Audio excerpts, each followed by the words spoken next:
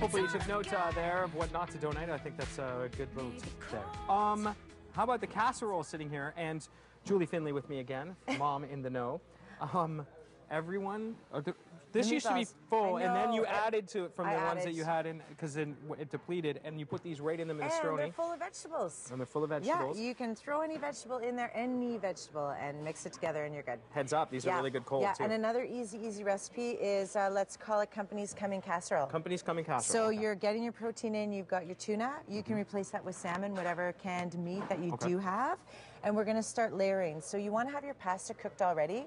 You're either doing a macaroni, the kids like the Scooby-Doo, and you're just going to layer the bottom. So do I just pick it up? Yeah, just take half, because we're going to start layering, because the other thing that you're going to do is get your mushroom soup, or there's cream of celery soup, or any cream soup that you like. We do like the mushroom soup. I do, and I what's love great, a lot of these soups now are selling them already mixed. I didn't know that. You have to add a cup of water or a cup of milk. This is already mixed. All right, so that just so pours we're just right going to pour some on right there, and then we're going to add some of our tuna. Okay.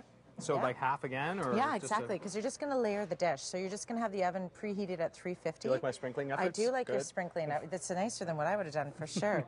There we go. And then again, to get your vegetables in, any can, just make sure it's a cup or two. I like putting 2 cups in, because the kids don't mind the vegetables. So that is, again, a mixture of vegetables. And then we'll put this. The only reason I did the layering is because you want to make sure that the soup is all intertwined in. So we're probably good now that you could just throw it all in. And so here we go again. Just drop it in now. Yeah, you're good. Okay, good. You're so nice. But this is great, because the kids can definitely get involved. The kids can do it, and then you're now giving them responsibility that they can cook their own meals. And you're putting that on top. I like that, getting the kids involved. And you know what's funny? You always think, oh, they're not going to want to do this. It'll be like a chore. They don't look at it that way. No. They love it. It's really fun for them. Yeah, I'd have to say, when kids are appreciated, they really do take that up a level. I was going to say, with the food drive, one of the schools, if you need that, one of the schools had a food drive, and one of my friend's daughters came up to me, and she's like, our class won. We brought the most items. Cool? And just to see kids showing up with it, with their food, they love it. Secret ingredient, I never think to do this, but this is a good idea. Half cup of mayo, or you can replace it with sour cream, or you can replace it with yogurt. If so you're whatever you have. So yogurt. So you've got is one options. Of those, so. Yogurt, and I didn't know that you could use mayo for this, and that adds this. Oh, it does add. It adds like a little tang to it, right? Exactly. That's exactly what it is. And then if you do have, you want to sprinkle some cheese. I'm very good at sprinkling. We've learned this. You are, so that's why I gave it to you. You sprinkle your cheese on.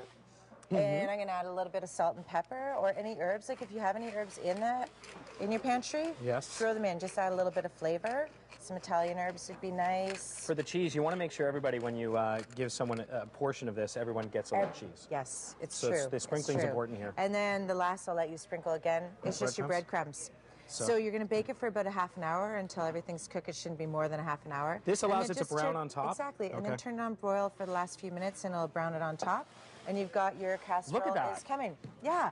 So this is last minute. If you have people coming over, throw it together. So when you do the salmon, it's the exact same thing. A nice spice to add to the salmon is mustard powder. Ooh, nice. So it adds a little bit of a flavor to it. Okay, so if you have little ones and they get bored at some point in the cooking, or it's in the oven, and during that time you can make up a little reindeer. Yeah, you know what? They can trace their hands, they can trace their feet, and then you can make a reindeer. And the reason you have to love doing this as your kids are growing, this was Jackson last year, and this is Jackson this year. Oh my. Isn't that fun? That is so cute. Yeah, it is fun. And feel free to go with a little red puff for Rudolph. Exactly. And if you're doing tracing hands and feet, they could do it into trees, they could do it into wreaths, they can do it into all. So everybody gets in the festive spirit. And if you're doing a budget potluck party too, this is unbelievable. Oh, absolutely. Yeah, and that can be frozen, then pulled out again and put in the oven. Julie Findlay, you're my hero, honestly. Mom in the know, mitk.ca. Check it out, and you can get all these great ideas. All right, coming back with more. Today is the day, indeed, and we'll check in with Leanne Lang after the break from the Ottawa Food Bank on CTV Morning Live.